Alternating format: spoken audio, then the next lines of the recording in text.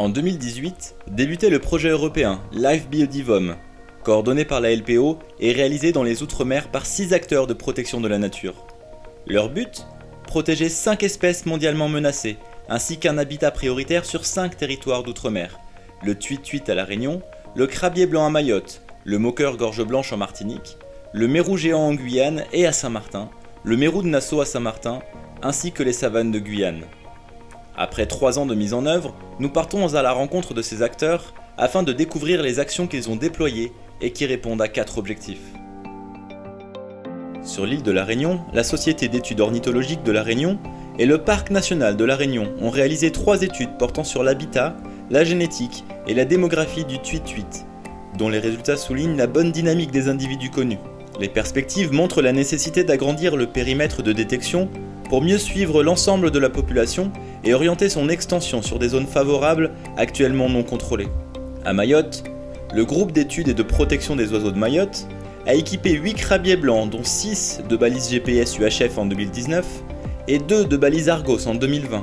Les données récoltées ont ainsi permis d'identifier de nouveaux sites d'alimentation qui feront par la suite l'objet d'actions de conservation.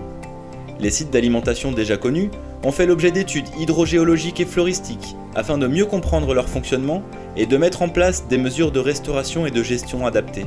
En Guyane, le groupe d'études et de protection des oiseaux de Guyane a réalisé des enquêtes auprès de 5 pêcheurs professionnels ainsi que 38 pêcheurs plaisanciers et guides de pêche afin d'augmenter les connaissances sur les pratiques et les captures de mérous géants. D'autres acteurs ont aussi été contactés, tels que le propriétaire du marché aux poissons de Cayenne, la direction de l'alimentation ou encore les douanes, pour mieux comprendre l'organisation des filières. Parallèlement, le service de police de l'environnement de l'Office français de la biodiversité a réalisé 23 missions de surveillance, dont certaines avaient pour objectif de veiller au respect de la réglementation en vigueur, soit un mérou par sortie et par bateau pour les plaisanciers en mer. Également pour protéger les savanes, l'association a organisé 3 ateliers participatifs dont les résultats ont permis de rédiger 2 documents de gestion. Une stratégie régionale de lutte contre le niaouli et un plan régional de lutte contre l'acacia mangium. À Saint-Martin, l'association de gestion de la réserve naturelle de Saint-Martin a réalisé 4 campagnes de suivi sur 8 stations sous-marines, afin d'étudier les populations de mérous. Un mérou géant a d'ailleurs été observé fin 2020, alors que l'espèce n'avait pas été identifiée dans les eaux de l'île depuis 2014. Elle a également déployé un protocole scientifique novateur, obtenu à partir des protocoles PCC, visant à récolter des post-larves de mérous à l'aide de dispositifs lumineux. Les résultats de cette étude permettront d'améliorer les connaissances sur le processus de colonisation des post-larves dans les eaux saint-martinoises.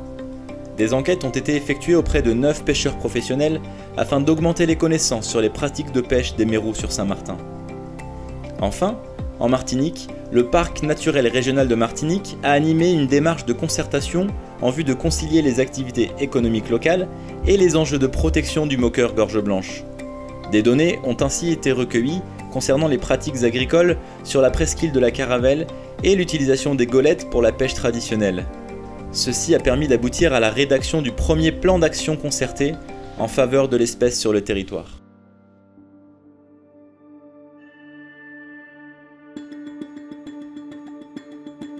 À Mayotte et sur l'île de La Réunion, des dispositifs innovants, comme les pièges A24 ou la dératisation par drone, ont été déployés afin de tester et de mettre en place des méthodes de lutte pour limiter la population de prédateurs, tels que le rat ou le chat arrêt. À La Réunion, une brigade tuit-tuit a également été déployée. Ce dispositif participatif a notamment permis de sécuriser plus de 1115 hectares d'habitat grâce à l'implication de plus de 115 bénévoles en 2019 et 155 en 2020. En Martinique, une campagne test a été déployée dans le cadre d'un dispositif de piégeage similaire, permettant de réaliser 138 captures, dont près de 78 rats et 26 mangoustes. Une trentaine de bénévoles inscrits au sein de la brigade moqueur suivent une formation technique en vue des prochaines campagnes de régulation des prédateurs sur la presqu'île de la Caravelle. Sur l'île de Mayotte, 2 sites d'alimentation ont fait l'objet d'actions de gestion contre les espèces exotiques envahissantes végétales en partenariat avec des associations locales, Jardin de M'Tsangamouji et Mlezi Maoré.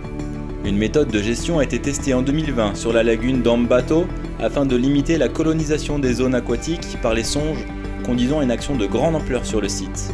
Sur la prairie humide de Malamani, des actions de gestion contre l'arbuste Senna alata et l'Acacia mangium ont été déployés, permettant ainsi de limiter l'envahissement des deux espèces sur la prairie.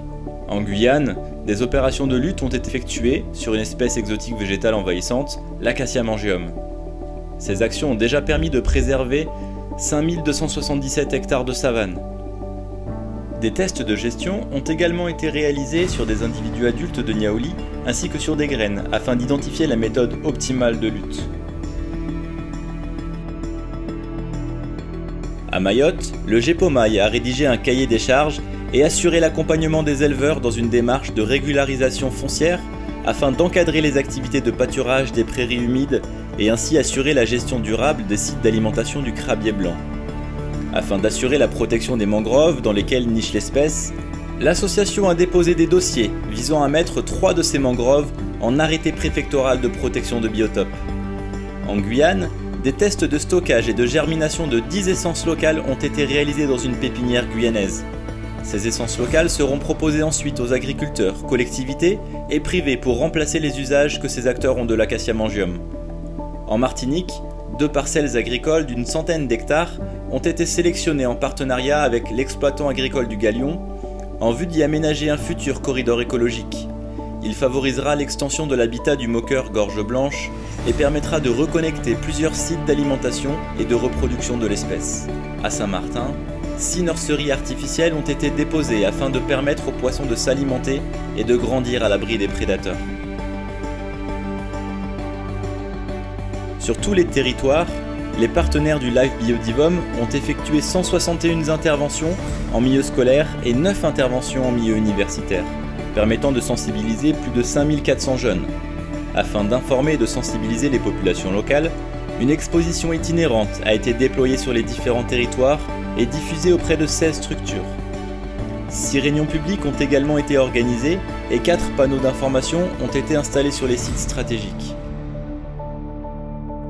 Pour en savoir plus sur le Live Biodivom, rendez-vous sur le site web ou le Facebook du Live Biodivom. N'hésitez pas à parler du projet autour de vous ou à venir nous aider directement sur le terrain.